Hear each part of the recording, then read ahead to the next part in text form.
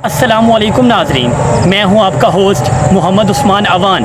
उम्मीद करता हूं कि आप सब खैरियत से होंगे।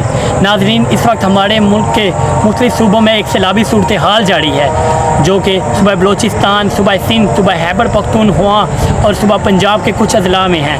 नाजरीन, इस सैलाब ने हर जगह तबाही मचा दी, बहुत सी लोगों की फसलें और कीमती घर बार तबाह कर दिए।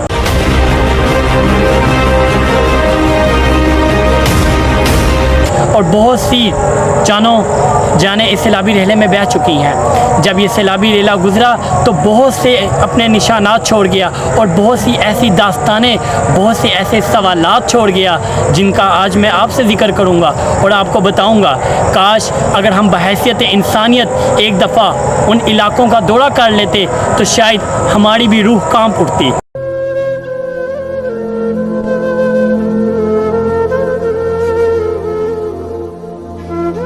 देखें, जब भी कहीं सैलाब आता है तो बहुत सी तबाही देखने में आती है, लेकिन अगर हमारी पिछली हुकूमतें उन सैलाबी सूरत हाल के मुतालिक पहले से कोई प्लानिंग्स करके रखती तो शायद आज इतनी सैलाबी सूरत हाल देखने में नहीं आती।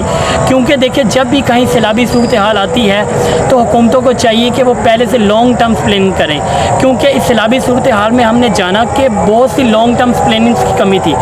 देखिए, इसमें कोई शक नहीं कि जो एक सैलाबी सूरत हाल होती है वो अल्लाह की तरफ से आती है, ये सैलाब अल्लाह की तरफ से आता है। लेकिन अगर हम हुकूमतें उसके मुतालिक कुछ प्लानिंग्स करें तो शायद आज इतनी जानों का, इतनी माली नुकसानात देखने में कमी आती, क्योंकि जब हम प्लानिंग्स नहीं करते तो बहुत ज़्यादा नुकसान होता है मुल्क का। बहुत ज़्यादा कीमती जानें, लोगों का घर बार, उनकी ज़िंदगी भर की जमा पूंजी इस सैलाब में तबाह हो जाती है।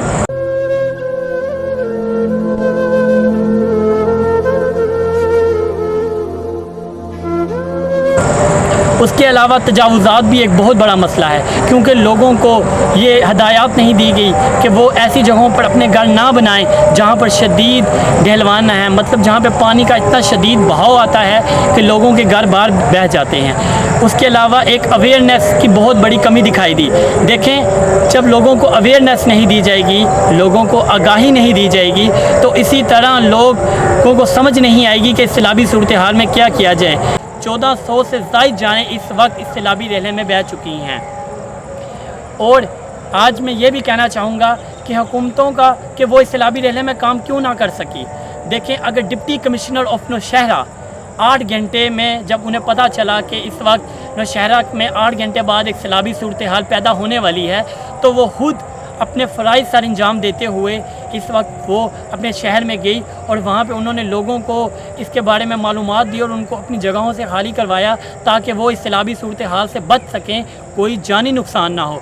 और जब ये सैलाब नौशहरा में 8 घंटे बाद दाखिल हुआ तो अल्हम्दुलिल्लाह कोई भी जानी नुकसान देखने में नहीं आया।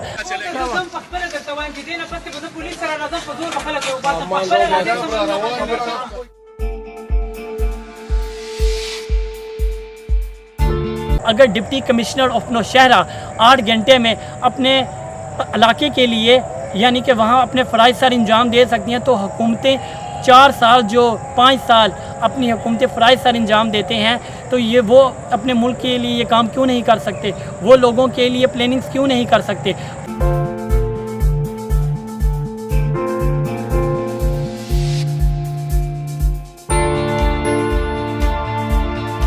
इस वक्त बंद टूट चुके हैं, डैम्स बलूचिस्तान में तबाह हो चुके हैं और एक शदीद और कठिन सूरत हाल पैदा हो चुकी है, जिसमें अरबों रुपए ज़ाया हो चुके हैं, अरबों रुपए मालियत के डैम्स तबाह हो चुके हैं, लोगों का सब कुछ ज़ाया हो चुका है।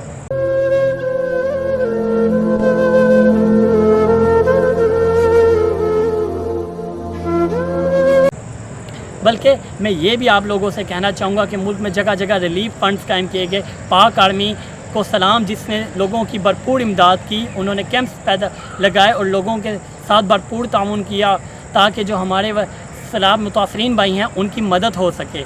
हमारे हुकूमती अरकान और वज़ीर आज़म और बहुत से लोगों ने भी इमदाद दी और इसमें भरपूर बढ़ चढ़ के हिस्सा लिया। लेकिन अनफॉर्चुनेटली बहुत से इलाके अभी भी ऐसे हैं जहाँ पे लोगों की अभी भी इमदाद नहीं हो सकी, उन तक खाने पीने और दूसरी सहूलियात मुयस्सर नहीं हो सकी, और लोगों को एक ही किस्म का खाना खाने पर मजबूर हैं, जिसकी वजह से बीमारियां फैल रही हैं। पानी की वजह से लोगों में मलेरिया, डेंगू वगैरह की बीमारियां भी फैल रही हैं। इतना ही नहीं बल्कि बदकिस्मती है हमारी कि जब ऐसी कभी भी कोई सूरत हाल पैदा होती है तो हमारे मुल्क में मुनाफा होड़ी बढ़ जाती है।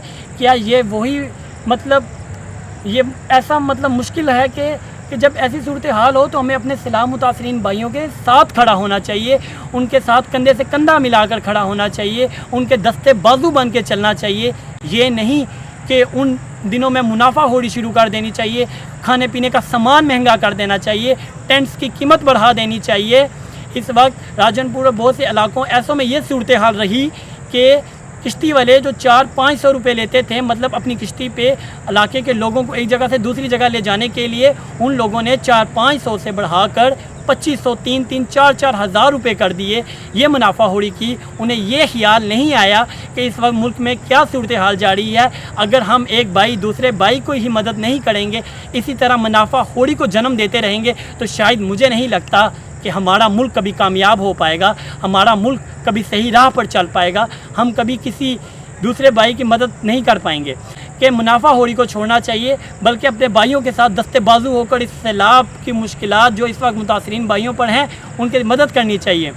रिलीफ फंड्स में लोगों ने फ़ंड्स तो दिए, लेकिन कुछ लोगों ने अपनी एडवर्टाइजमेंट करते रहे, यानी कि अपनी मशहूरी करते रहे। उसके ऊपर खाने की चीज़ें तो लोगों के साथ खाने की चीज़ें तो लोगों को देते रहे, लेकिन उसके ऊपर अपने नाम लिखते रहे। कुछ जमातें ऐसी भी देखने में सामने आई जो ये भी कहती रही कि अगली बार वोट हो तो हमारा हो। मुझे आप दीजिए इजाज़त, अपना ख्याल रखिएगा और मेरी इस वीडियो को ज़्यादा से ज़्यादा शेयर कीजिए, ताकि जो हमारे सैलाब मुतासरीन भाई हैं उनकी मदद हो सके, उनकी अपनी जो एक अमली ज़िंदगी है उसमें वो दोबारा से आम रूटीन में आ सकें। अपना ख्याल रखिएगा। अल्लाह हाफिज़।